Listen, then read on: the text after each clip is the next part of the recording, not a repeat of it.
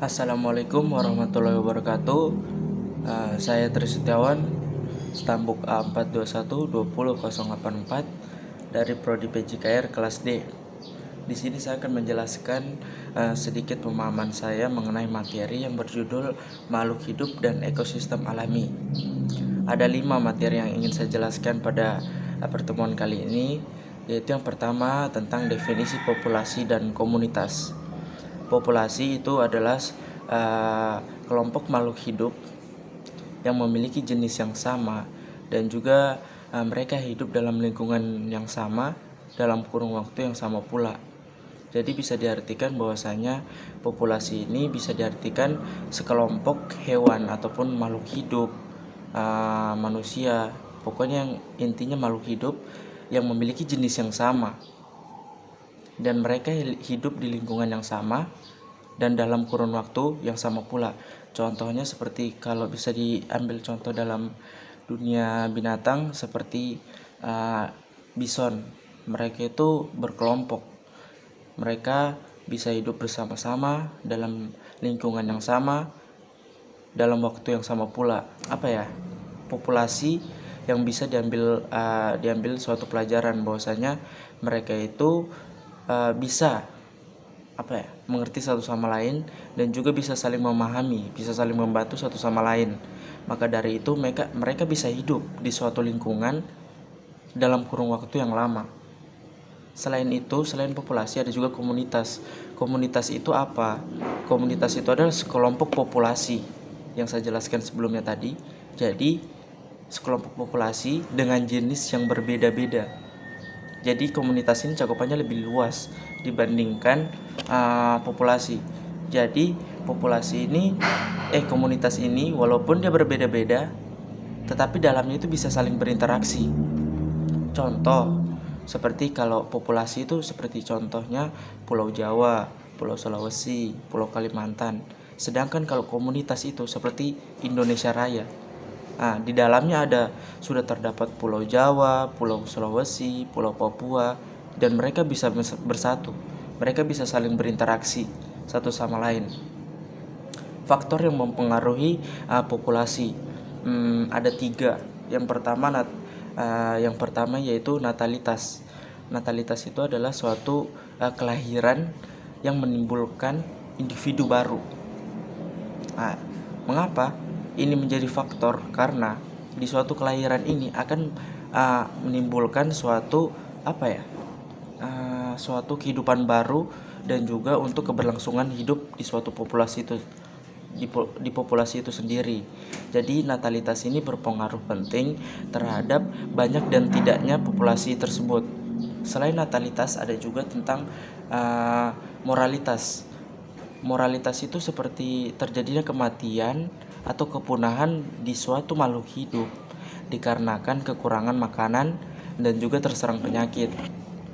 Ini penyebabnya sangat intens sekali, karena kalau di suatu populasi tersebut tidak ada saling membantu satu sama lain, ini akan sangat berpengaruh tentang lama dan tidaknya mereka bisa bertahan hidup.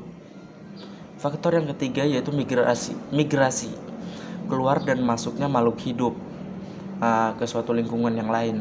Jadi 3 faktor ini menjadi faktor penting terhadap pengaruh populasi tersebut.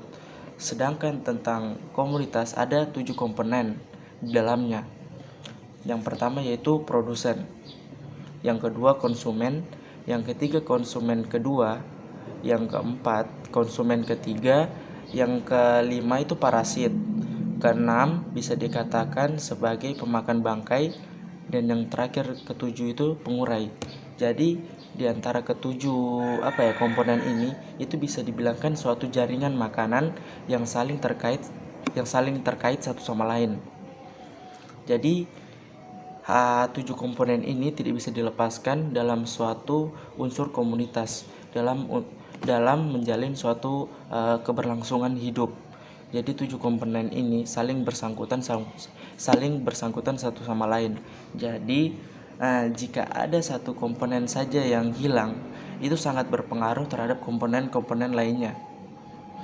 Jadi Komunitas itu bisa diartikan selain kita melakukan suatu interaksi, di situ juga kita melakukan suatu hal untuk mempertahankan hidup, yaitu salah satunya dengan komponen-komponen 7 tadi. Lanjut ke materi yang kedua, yaitu tentang komponen ekosistem. Ekosistem itu cakupannya lebih luas lagi dibanding komunitas. Jadi bisa diartikan bahwasanya ekosistem itu suatu energi ataupun suatu materi yang saling melakukan siklus, adanya siklus di dalamnya, dan itu akan membentuk suatu kekuatan baru. Ekosistem sendiri bisa diartikan sebagai hubungan timbal balik antara makhluk hidup dan lingkungannya. Jadi bisa diartikan dia tidak hanya hidup saja, tetapi dia juga bisa berinteraksi, bisa saling melakukan kegiatan terhadap lingkungannya. Maka dari itu cakupannya lebih rinci lagi dibanding komunitas. Dalam komponen ekosistem itu terbagi, ada pembagiannya. Yang pertama bisa dikatakan rantai makanan. Rantai makanan itu seperti kalau kancil dimakan serigala, serigala dimakan singa. Itu rantai makanan. Contoh lain seperti ikan kecil dimakan ikan besar. Itu rantai makanan. Sedangkan jaringan makanan itu adalah yang menyalin dari keduanya ini. Jadi tidak bisa terputus. Maksudnya apa? Dan jaringan makanan itu, kalau ini sudah tetapannya ini, jadi yang di bawah itu sudah ada ketetapan lainnya. Jadi seperti itu. Jadi rantai makanan dan juga jaringan makanan itu saling bersangkutan satu sama lain. Jadi tidak bisa terpisahkan. Jika ada rantai makanan, maka ada juga jaringan makanan. Oke. Sedangkan komponen-komponen ekosistem lainnya yaitu ada komponen autotrof, yaitu memberi makanan sendiri. Contoh seperti tumbuhan yang beri makanan sendiri karena terbantu oleh adanya sinar matahari. Jadi sinar matahari itu kan abadi. Jadi bisa diartikan bahwasanya dengan alat bantu fotosintesis, tumbuhan bisa hidup melalui sinar matahari.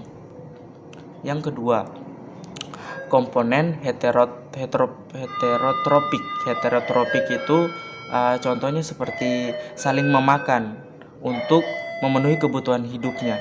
Contohnya itu seperti hewan, yaitu saling memakan satu sama lain untuk yaitu untuk keberlangsungan hidup mereka. Oke, lanjut ke poin yang ketiga, yaitu aliran energi dan materi. Ada dua sub masalahnya, yaitu siklus materi yang menjadi pembahasan pertama. Materi dari tanah dan air serta udara masuk ke produsen dan konsumen, kemudian oleh pengurai dikembalikan lagi ke dalam air, tanah maupun udara dalam bentuk mineral dan gas yang diambil lagi oleh produsen. Aliran materi seperti nutrien, air, karbon, nitrogen, dan fosfor dialami berupa siklus yang abadi.